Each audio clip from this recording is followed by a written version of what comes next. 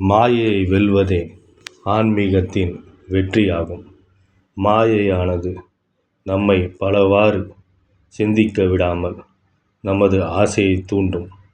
பொருட்கள் மீதும் பணத்தின் மீதும் உலகில் உள்ள பிற இன்பங்களின் மீதும் நம்மை ஈர்க்கும். நிலையற்ற பொருட்கள் மீது நமக்கு ஆசை ஏற்பட்டு அந்த ஆசையை அடையத் தூண்டுவதே மாயையாகும். இந்த உலகத்தில் உண்மையான ஒன்று இருக்கிறது என்றால் அது இறைவன் மட்டும்தான். இறைவனை தவிர இந்த உலகில் அனைத்துமே மாயைதான். ஆசை மட்டுமே மாயை கிடையாது.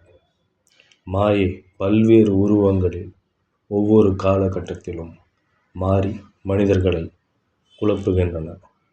இறைவனிடம் மனிதர்கள் சேராமல் தடுப்பதே இந்த மாயை ஆகும். கோபம், காமம், குரோதம் போன்றவைகள் அனைத்துமே மாயைதான். ஏமாற்றம், கவலை, துக்கம் போன்றவையும் மாயைதான்.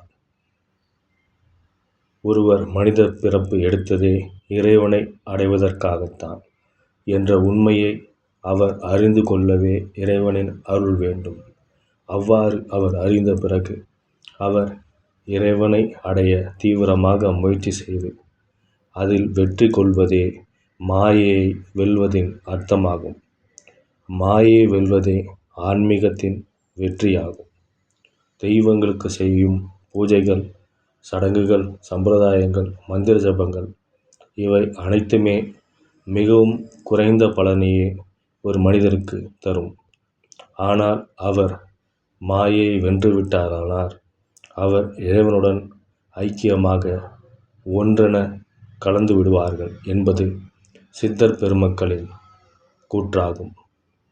எனவே உண்மை என்ன என்பதை ஒவ்வொரு மனிதர்களும் உணர்ந்து அதற்கான நல்வழி பாதையில் நன்னெறியில் சென்று இறைவனை அடைய வேண்டும்.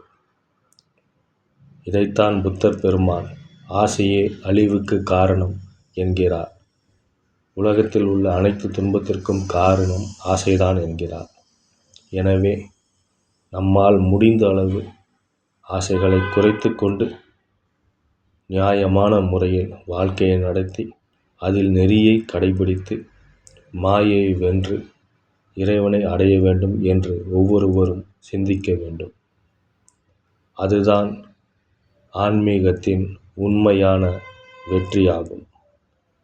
அனைவருக்கும் வாழ்த்துக்கள். வாழ்க வளமுடன்.